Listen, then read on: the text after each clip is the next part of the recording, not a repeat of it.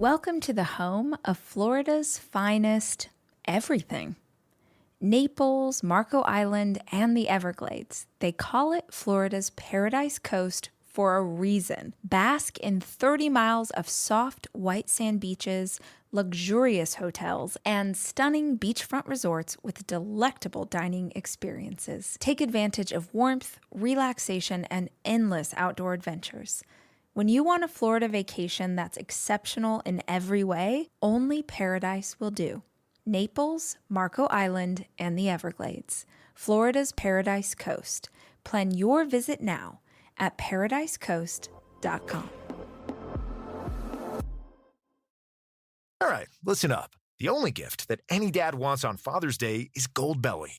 Goldbelly ships the most iconic foods from the best restaurants across the country straight to his door for free. Let him kick back and chow down on award-winning barbecue from Texas, epic deep dish pizza from Chicago, or colossal pastrami sandwiches from New York. Make Dad feel like an absolute legend this Father's Day and go to goldbelly.com to get 20% off your first order with promo code DAD. That's 20% off at goldbelly.com, code DAD. Are leaders made or are they born? I don't believe leaders are born. I think people are born, and maybe artists are born. I don't know. I'm not an artist in terms of classic art. I think leadership is a developed skill. I do think that anybody could become a great leader if they're willing to move outside their natural comfort zone enough.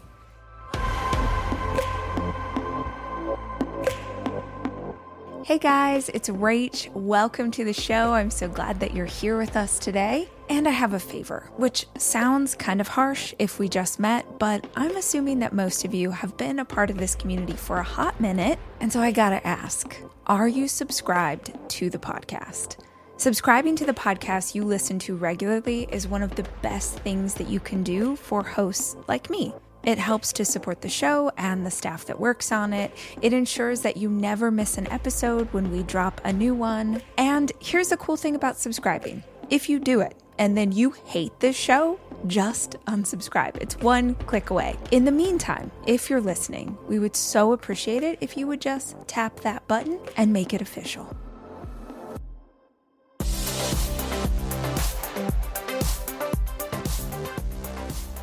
Hey y'all, welcome back to the Rachel Hollis podcast. Today we're here for another Mastermind episode. These are where I pull together the best insights from some of the most impactful conversations I've had on the podcast over the years. These are the kinds of episodes I revisit myself when I need a reminder of what's possible. The focus of this one? Leadership. Whether you're leading a company, a team, your family, or even just trying to lead yourself a little better each day, this episode is packed with tools to help you do it with clarity, confidence, and heart. This is Lead with Impact, leadership lessons that actually work. You'll hear from John Maxwell, the godfather of leadership development, sharing timeless truths about influence and integrity. Lisa Bilyeu, who built a billion-dollar business, brings a modern, no BS perspective to leadership as a woman in power. Scott Miller of Franklin Covey gets real about servant leadership, communication, and personal growth. And Donald Miller, who teaches how storytelling can transform the way you lead and connect with others. You don't have to be in the C-suite to benefit from this one. If you're someone who wants to lead your life with more intention and your work with more impact, this episode is for you. When people ask me, Rachel, what my favorite book is, I always tell them, well, it's the book I'm writing, because I just always feel passionate about what I'm sharing with my audience, whether I'm speaking to them or writing in a book. And so really, my favorite book is always, what book am I writing on right now? And I'm loving it. In fact, I've often said, Rachel, that when I'm writing a book and it's no longer my favorite while I'm writing it, I'm going to quit writing, because I've lost my edge, I've lost my passion. But if you really looked at me and said, okay, John, go back to the 82 books that you've written and just tell me, what are in your top 5? Without any question, the 15 Laws of Growth would be in the top 5, probably would be in the top 3. And I would say, of all the books I've written, it's the most life-changing book, and here's why. The only guarantee that you and I or any of the listeners that we have today Rachel, the only guarantee that we have that tomorrow is going to get better is that we're growing today. It's the only guarantee. In other words, I'm today preparing my future by what I'm doing. And I tell people every day you're either preparing or repairing. You're either, Rachel, you're trying to fix yesterday and go back and say, oh crap, I wish I wouldn't have done that. God, I've got to go fix that. You know what I'm saying? We're either living today repairing something we did yesterday, or because we're learning and growing and improving, we're preparing for our future. And our setup for tomorrow is being done right now. That's why my mentor, John Wooden, would say, make every day your masterpiece. And it was a powerful statement, and it taught me that you've got to make the very best use of today. So when I think of the 15 laws of growth, it allows people to have a game plan, to understand what those laws are and begin to practice those laws within their life. And my life was changed tremendously at 25 when Kirk Campmeyer at breakfast at the Holiday Inn in Lancaster, Ohio, asked me what my plan for growth was. And I didn't have a plan for growth. In fact, Rachel, I didn't even know I was supposed to have a plan for growth.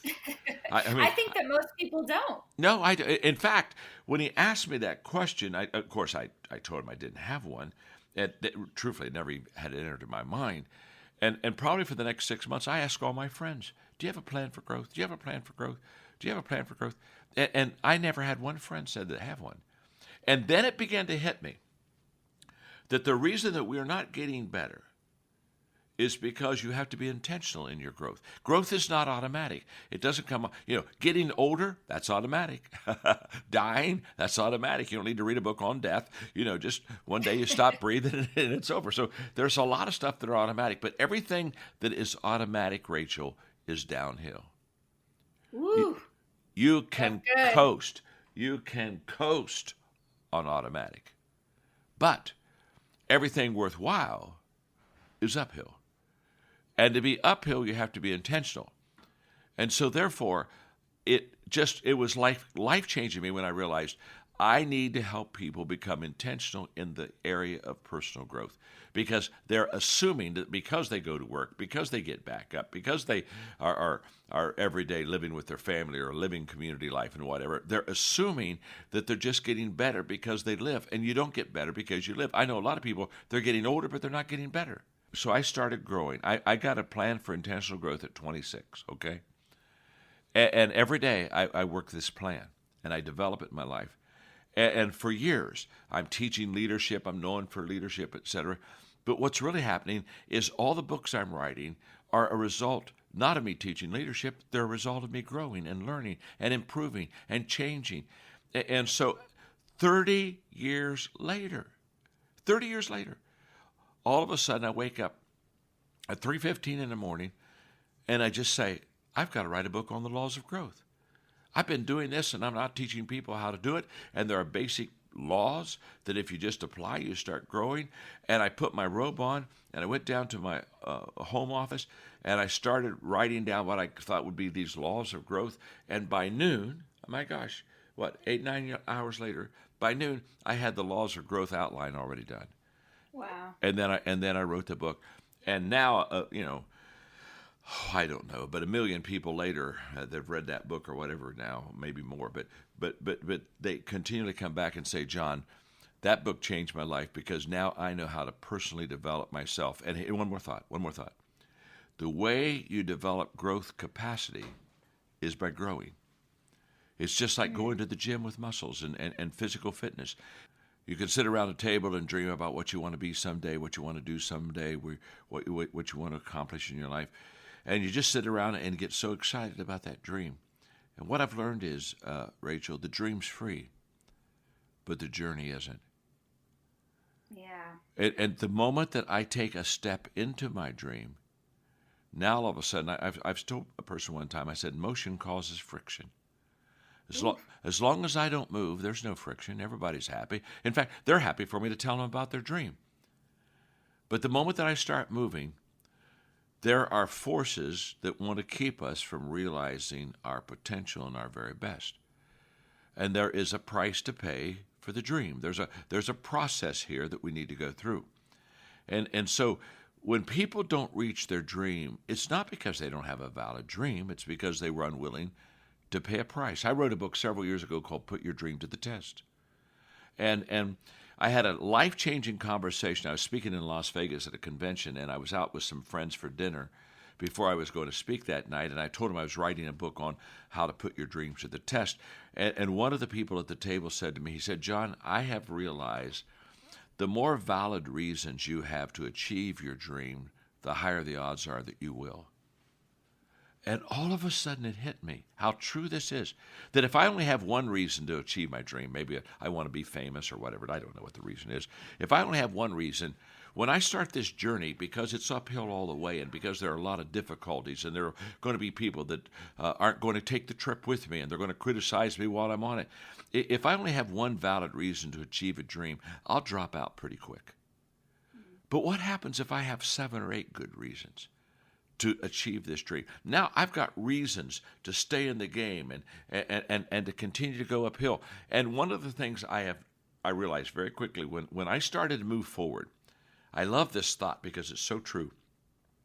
Average people want you to stay average, Rachel. Yep. And so here's the moment you say, I think I want to rise above average. This makes every average person nervous.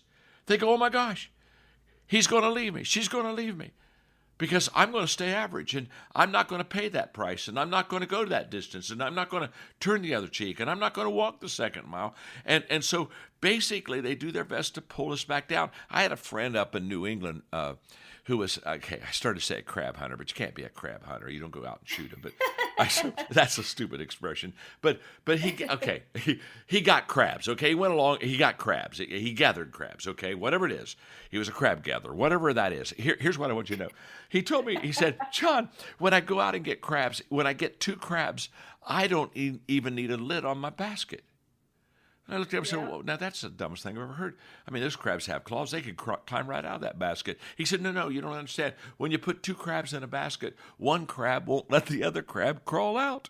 If one crab starts, they'll reach up with that claw and pull them back down. And I thought, oh my gosh, I know a whole bunch of people like crabs. I mean, they're always pulling you back down or saying it can't be done. Or, hey, they're running ahead of you and shutting the door. And if they got a key, they're locking that sucker on you. And they're basically saying, you're going to have to go through me, over me, around you. I'm going to stay in your way because I don't want you to achieve that success. And I'm talking today to a lot of people that you either have someone in your life that doesn't want you to rise above average, or that you're facing something in your life where you're going to have to give a lot more effort, a lot more energy, a lot more thought into getting through it because it's a difficult time, and this part of the uphill journey, it's almost like straight uphill. And I just want you to know that life is not easy, and success is even more difficult.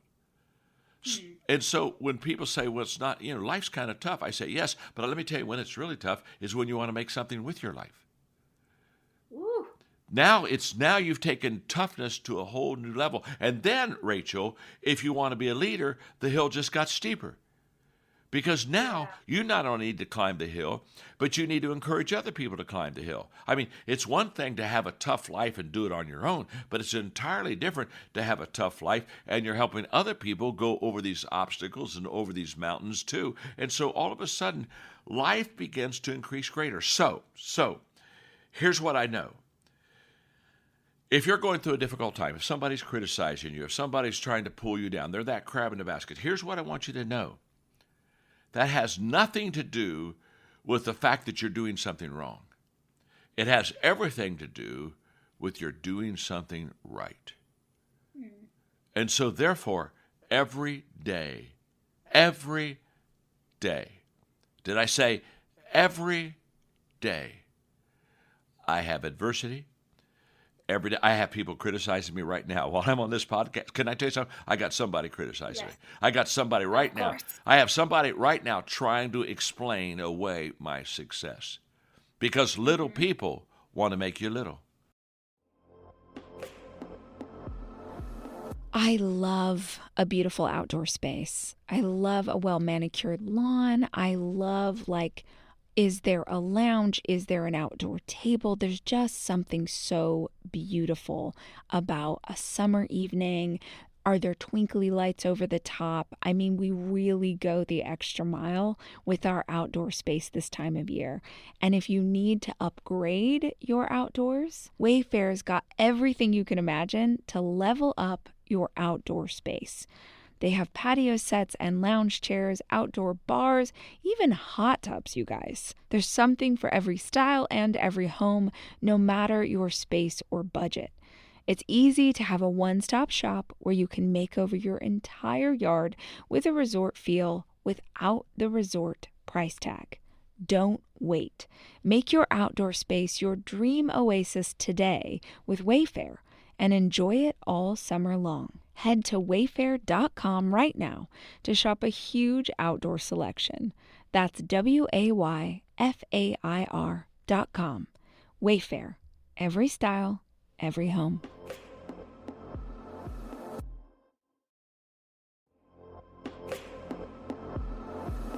My favorite part about Thrive Market is that I don't have to think about it. As a mom of 4 kids trying to get dinner on the table, make sure there are enough snacks in the pantry and items to fill their lunch boxes, it is so nice to not have to think about whether or not the ingredients and what I'm shopping for are actually good for my family. This is the beauty of Thrive Market. It's your favorite health food store, but online and way more affordable. Not only can I get my favorite products, but I also always find brand new ones that I didn't know existed. Things like Ora Bora sparkling water or Unreal dark chocolate bars with coconut. Oh my gosh, have you guys had those? Thrive has supplements, household items, and clean beauty too. All of their items are vetted and all way more affordable than you think. Skip the junk without overspending. Head to thrivemarket.com/rach to get 30% off your first order and a free $60 gift. That's thrivemarket.com/rach, thrivemarket.com/RACH.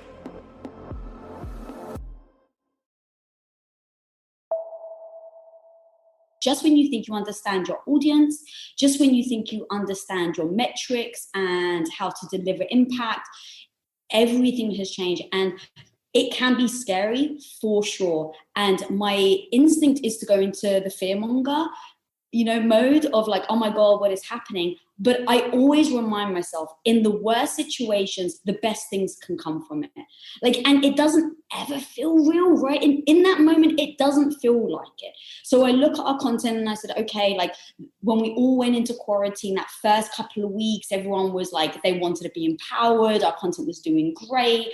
And then it's just, the world started to change. Obviously, with the murder of George Floyd, there's so many things that changed week after week. And I'm just trying to navigate. I mean, I'm about to be 41, Rach.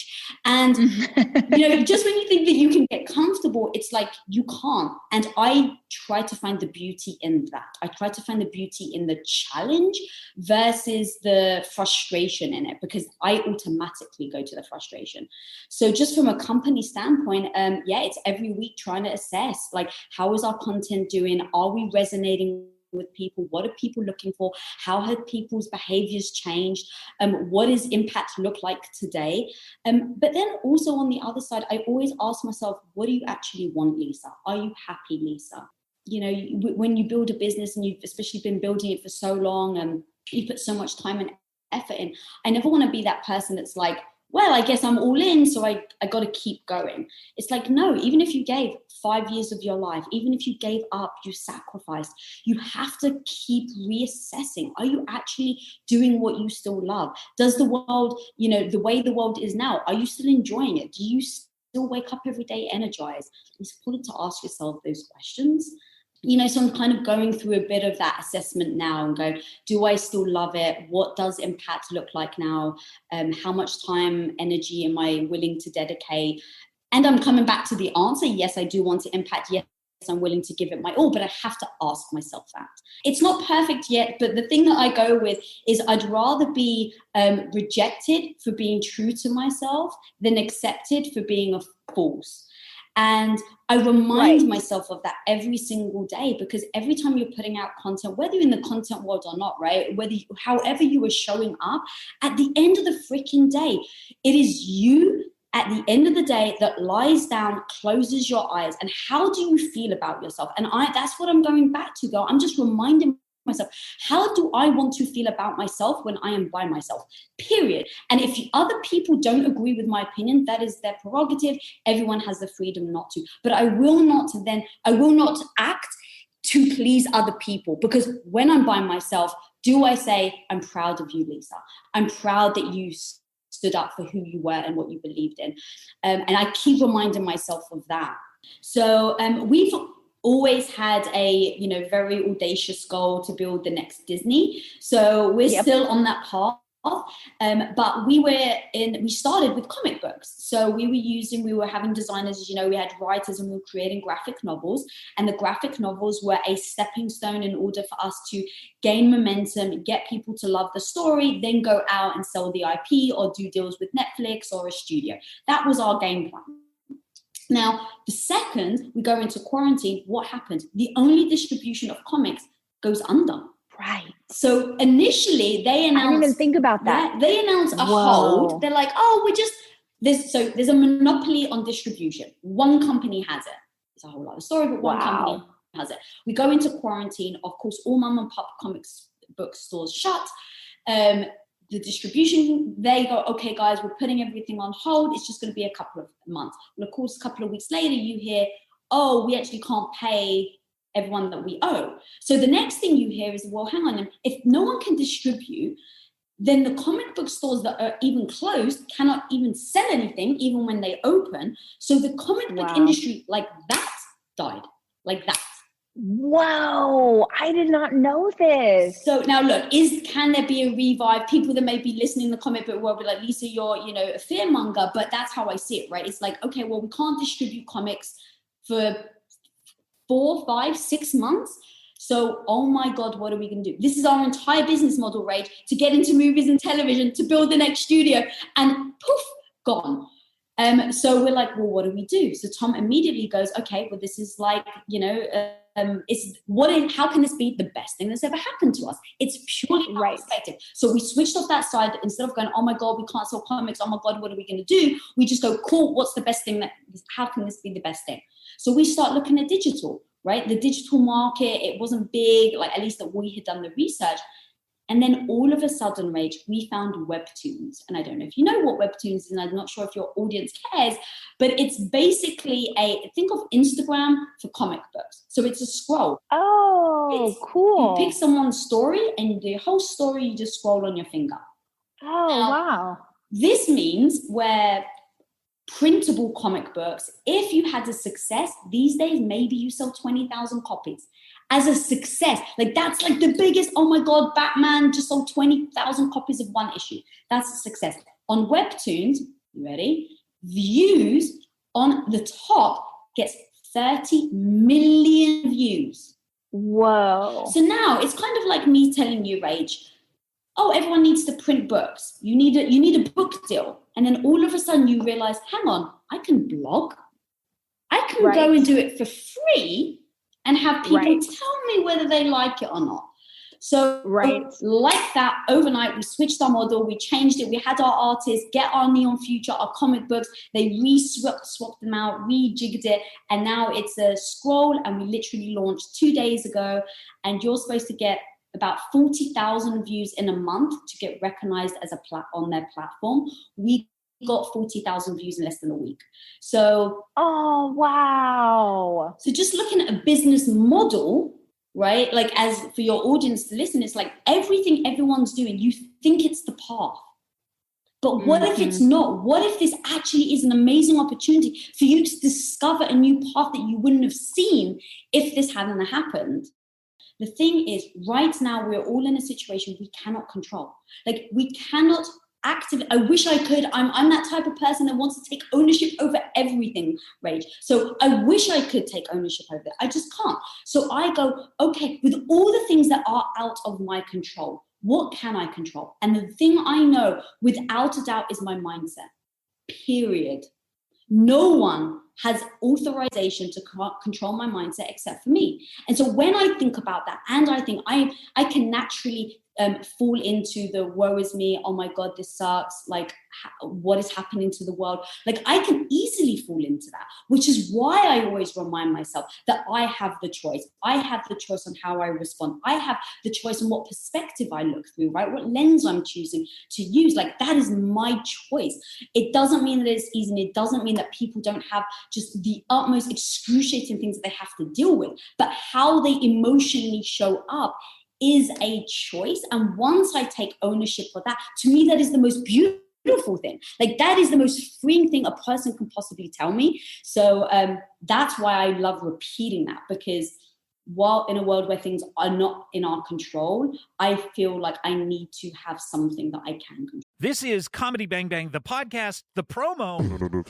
And in 30 seconds, I'm going to tell you why you should check out the show. I, the host Scott Aukerman, have a lighthearted conversation with famous celebrities like John Hamm, Allison Williams, Phoebe Bridgers, Jason Alexander, Natasha Lyonne, Bob Odenkirk, just to name a few. Things go a little off the rails when different eccentric characters and oddballs drop by to be interviewed as well. Each week is a blend of conversations and character work from your favorite comedians, as well as some new hilarious voices. Comedy Bang Bang, the podcast. Listen every Monday wherever you get your podcasts. Hey guys, I found the only gift that Dad wants this Father's Day. Goldbelly. Goldbelly ships the most iconic foods from the best restaurants across the country straight to his door for free. Let him relax and enjoy award-winning barbecue from Texas, epic deep dish pizza from Chicago, or colossal pastrami sandwiches from New York. Make Dad feel like an absolute legend this Father's Day and go to goldbelly.com to get 20% off your first order with promo code DAD. That's goldbelly.com, code DAD. Back in 1996, and believe it or not, the Franklin Covey company recruited me. That's the Covey that Stephen Covey founded, of the 7 Habits of Highly Effective People fame, which you're an influence, which you all are well on your way to becoming. I see a lot of similarities with this organization where we were 25 years ago. Mm-hmm. Don't go public, but beyond that, I can give you some great insight on that. That book has sold 30 million copies. It's the #1 most influential business book in history. So I've been in that firm for 23 years. I started as a frontline salesperson back in 1996, which was a cultural shock for a single Catholic boy from Orlando moving to Provo, Utah. If you've been to Provo, Utah, it's sort of like a Jew going to the Vatican. It's a very different place in terms of the Latter-day Saints and the Catholics. It was a big cultural change for me. I had a lot of days where I was crying in the VP's office. Like, how do you survive in this city? Because it's 99% Latter-day Saint, of which they're my best friends now. Yeah. I joke that I had the largest ever Mormon wedding in a Catholic church because all my friends are Latter-day Saints out there. So I've had a great run, started as a salesperson, became a general manager, spent a year in the UK, spent 6 years in Chicago, kept moving back to Utah because it was the opposite of Orlando. No humidity, no neon, no billboards, little crime. Kept being called back to Park City, Utah. You been there at all? It's a paradise. Yep. Love the no humidity, no tarantulas. No scorpions. So moved my way up the organization, eventually became the chief marketing officer for the last 8 years, owning the brand globally. Learned what it's like to be a named executive officer in a public company, just the fiduciary responsibility, what you say, what you do, what you sign off on. When you check boxes on a form, you have to be really cautious around, have I read this, right? Because you can be responsible for the company worldwide. And then about a year and a half ago, I was listening to Whitney Johnson. She was one of the guests on one of my podcasts. She wrote a book called Disrupt Yourself. And she talked about how most people have about a 3-year attention span for any job. After 3 years, you kind of get emotionally unsettled, and a great organization tries to help build a career for you in their company, not always. And I thought, I've been in every job I've had here for about 6 or 7 years. It's time for me to move on. So I kicked myself out of the chief marketing officer role, became the executive vice president of thought leadership, kind of made up a new job. You can do that when you're on the executive team. And hosted the podcast, and I've always been in the book publishing business. I've launched a lot of amazing authors and speakers, done a fair amount of speaking, and decided to do something different for the firm and write this book, which was a bit of a heresy, because in our company, Franklin Covey, we're sort of the it all works out nice, fine leadership company. And I mean that not as to diss them, but it doesn't always work out fine and nice. Leadership is tough. It is unrelenting. It's sometimes very unrewarding. It's not for everyone. I think not everybody should be a leader of people. I think our industry has foisted on the world that everybody should be a leader. And I think that is actually quite hazardous. And we shame people when they don't want to become a leader. I think people have leadership capabilities. Lead a project, lead an initiative, lead your family. That doesn't mean you should be leading people on a team. It's just fine to be an individual producer. And I think too many organizations make their career tracks, you can't get promoted if you don't become a leader of people. And I think that's a horrible thing. I think too often people are lured into leadership and they're not led. Because what happens is you promote the wrong people. You promote the best digital designer, the best dental hygienist, the best salesperson. And the competencies that those people have that make them the best digital designer rarely make them a great leader of people. Or do they want to be a leader of people? And they have to have high courage conversations and move outside their comfort zone. And then they hate that leadership job and they quit. Yeah. Are leaders made or are they born? I don't believe leaders are born. I think people are born, and maybe artists are born. I don't know. I'm not an artist in terms of classic art. I think leadership is a developed skill. I do think that anybody could become a great leader if they're willing to move outside their natural comfort zone enough. Let me rewind a little bit. I think that culture is every organization's most valuable asset. That will be yours. It won't be her. It won't be your husband. It won't be your books or your website. It'll be your culture inside this company. And that's a bit of a buzzword right now, but it is absolutely true. 30 years in this organization, if I have any expertise, it's around how do you build a great culture. This adage that people are an organization's most valuable asset, you've heard that? Totally not true. It's bunk. You are not this company's most valuable asset. How you and you get along together, that is what makes this company rock. If you two can forgive each other, because she talks too much and you come to work too late, you get the point, right? If you can forgive each other, if you can pre-forgive each other, if you can trust each other, if you can understand what are her strengths and what are her weaknesses, and you can build complement, that is this organization's most valuable asset. That is your killer app. How the people work at this company, that's what will make you scale. So what is the role of leadership? Leaders create culture. Leaders are the linchpin in any organization with culture because you create culture in every interaction. Every email, every text, every time you put somebody in BCC, don't use BCC. There's no reason for that because then you create a suspicious culture. But leaders create culture in every interaction. Every time you walk from one building to the next or one cubicle and you're on your phone versus saying hi to someone, how's it going? You're creating or destroying culture. So you have to be very deliberate around the kind of culture you want. All your actions, behaviors, everything you say, every interaction, you're building culture. People don't quit their jobs.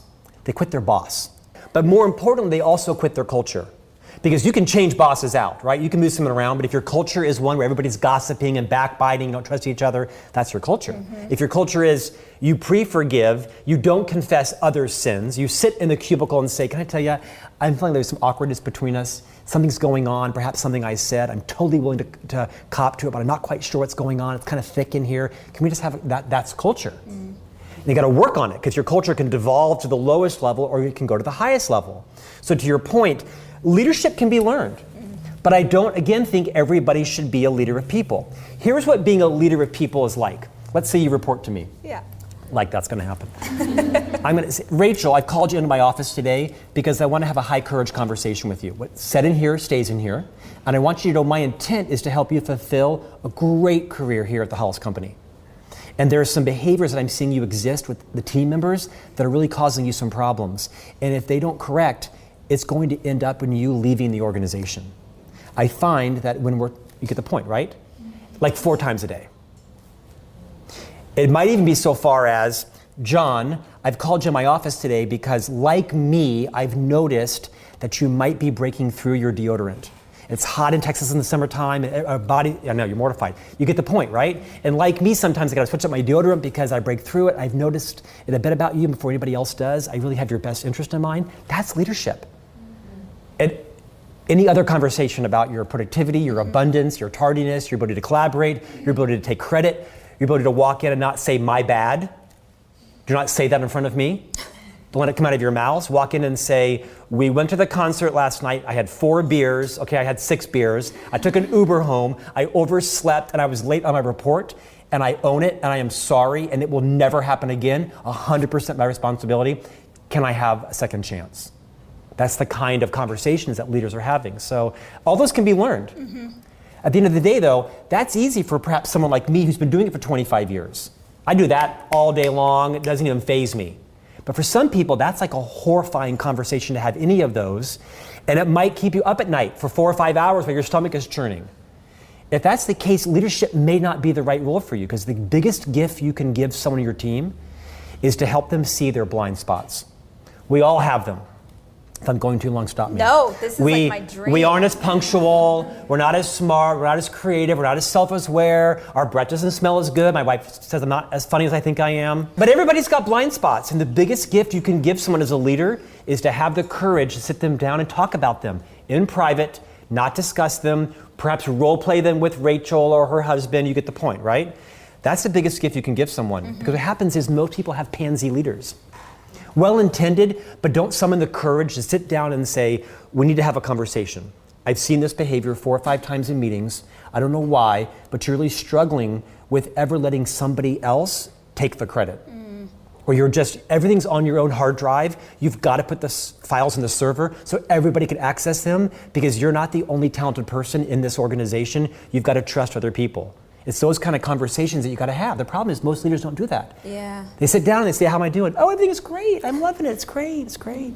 And then it's time for Rachel to call you in and say, I got a problem with Tim. What's going on over there? And then you wait 3 or 4 more months. It builds up. And then you do one of 2 things. You either lower the boom on Tim, and he never knew, and you devastate him, or you beat around the bush and you obfuscate, and then Tim walks out thinking that everything's okay. So great leaders have a balance of high courage, but also high consideration, right? They have this diplomacy. I don't have that. I'll talk about anything with anybody. The biggest gift you can give your people is to sit down in a respectful way, have a straightforward conversation, and then lockbox. Don't talk about it. Don't talk about it at lunch with the other managers. Respect that person's, brand.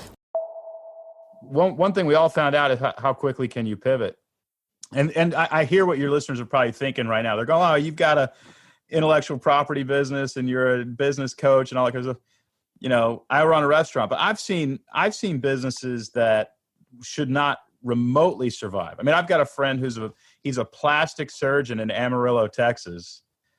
And he sent an email to his list saying, hey, 2 weeks after quarantine, he sent an email saying, you're probably tired of watching Netflix and you've probably already gained a few pounds. Why don't you get on the Zoom call with some of our doctors, and we'll make a plan for you in the coming years that you can look great and feel great again. And let's just talk.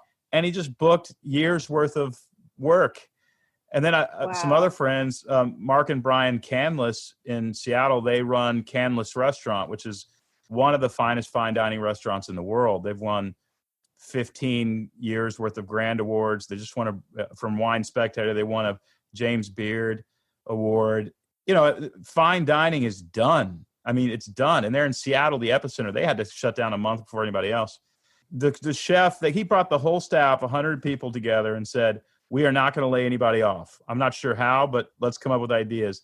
And the chef said, I make a really great hamburger. Nobody knows it. He'd won a James Beard Award that year, the year before. And he said, I make a hamburger. Let's turn the valet stand into a drive-through. Let's start selling hamburgers.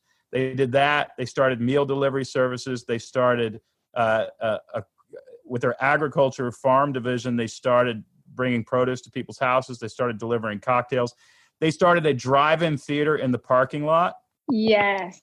They have not let go of any of their employees, and they're 6 months in, and they've given $250,000 away to Black-owned farms in the Washington State area. So, I say all that hopefully that your listeners would hear there's hope, right? If we can innovate and move forward, hard things make us stronger if we let them.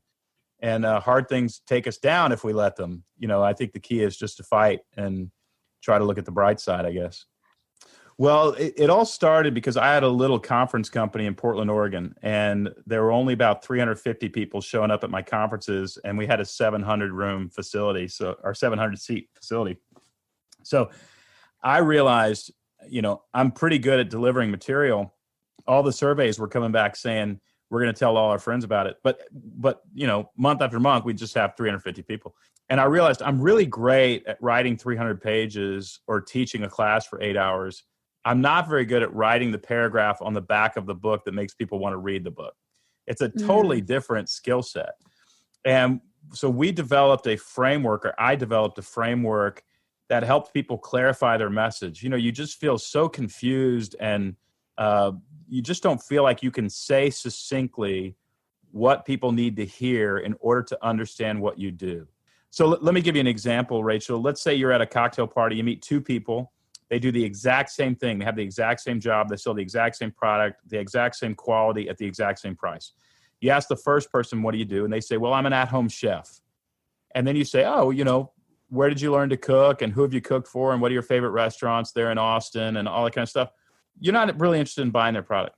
You ask the next person, again, who does the same thing, same quality, same price. You say, what do you do? And they say, well, you know how most families don't eat together anymore, and when they do, they don't eat healthy? I'm an at-home chef. I come to your house, I cook for you, so you can bond with your family, stress-free, and at the end of the night, you don't have to feel guilty for what was on the table. Who's going to do more business, person one or person two? So person two. We teach people to say what person two said as it applies to their business. And we do that using a 2,500-year-old formula that started, maybe it's older than that, but the first place it was ever written down was by a guy named Aristotle, who wrote a book called Poetics.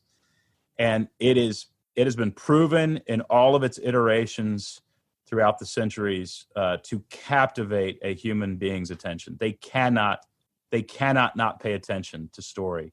So we teach people to talk about their business in such a way that customers cannot not pay attention. They have to pay attention. And we've seen, our first customer was Procter & Gamble. The second customer was Ford Lincoln. And now there's 50,000 customers later. We just see businesses who have great products but don't know how to talk about them go through our process, filter their message, and they finally see customers paying attention and be differentiated in the marketplace.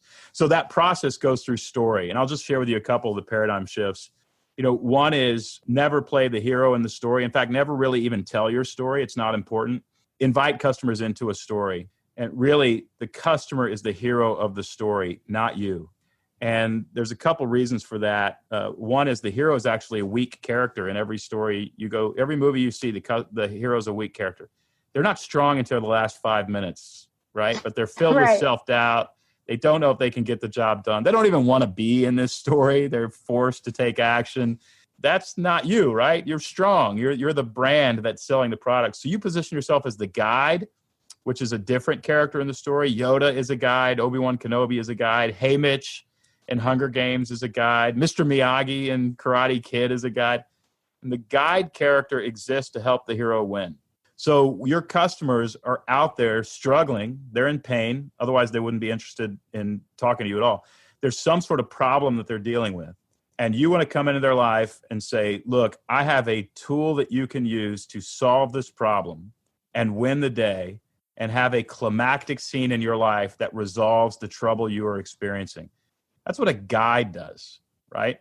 And everybody out there is looking for a guide. And these brands that make the enormous mistake of positioning themselves as the hero, they lose. Because when their customers say, I'm a hero, looking for somebody to help me, and then a brand comes out and says, we're a hero, trying to build a big company, and the customer goes, well, I'm glad you're a hero. I'm a hero too. Can you step aside? I'm looking for a guide who can help me. Right.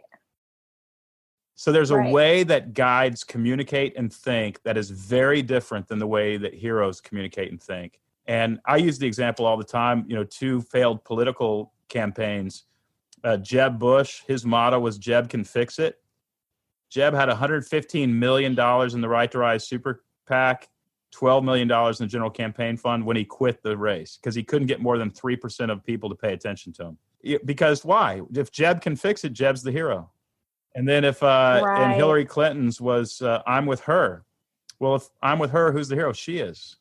And so she couldn't get people to turn up to the polls because they were going to the voting booth going, I guess I'm with her, but what do I get out of this? Where if she would have just said she's with us, she would be the president right now. But she said, I'm with her. So I think we want to show up and tell our story and be the hero. Don't do it. Just invite customers into a story where they're the hero of the story and the story is about them and you are the guide helping them win. And that's the key to success. So good. And really interesting. Do you find it interesting that you are here doing this work given where you started? I'm shocked. This makes absolutely no sense at all. No, I wrote a memoir that didn't sell any copies. My mother bought a bunch of them. That's it. And then I wrote Blue Like Jazz, and that sold 1 million copies or more. And that was 15 years ago. And then, of course, the publisher, as you know, Rachel, comes to you and says, "We want another memoir." Well, I wrote 7. I wrote 7 memoirs, which I wrote 7 memoirs at the time I was 35. Nobody should do that. And they wanted an 8th one. And I thought, if you write your 8th memoir, you are a clinical narcissist. There's no question about it. And I'm just a regular narcissist, not a clinical narcissist. So I pivoted and wrote a book about story and how it can.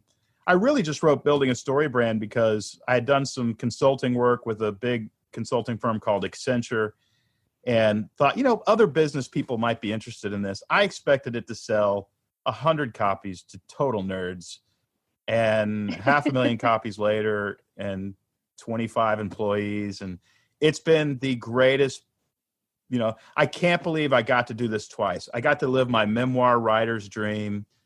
And when that, and there are times when it's just time to roll the credits on a story. It's the story's over. Absolutely. And if you try to sit in that story for any longer, you're jumping the shark, as they say.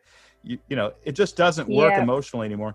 So to pivot and start this company and help other people tell their story rather than continue to tell mine is one of 3 or 4 of the greatest gifts that I think God has ever given me in terms of an opportunity, and I'm very happy. The Rachel Hollis podcast is produced by me, Rachel Hollis. It's edited by Andrew Weller and Jack Noble. This is Comedy Bang Bang, the podcast, the promo. And in 30 seconds, I'm going to tell you why you should check out the show. I, the host Scott Aukerman, have a lighthearted conversation with famous celebrities like John Hamm, Allison Williams, Phoebe Bridgers, Jason Alexander, Natasha Lyonne, Bob Odenkirk, just to name a few. Things go a little off the rails when different eccentric characters and oddballs drop by to be interviewed as well. Each week is a blend of conversations and character work from your favorite comedians as well as some new hilarious voices. Comedy Bang Bang, the podcast. Listen every Monday wherever you get your podcasts.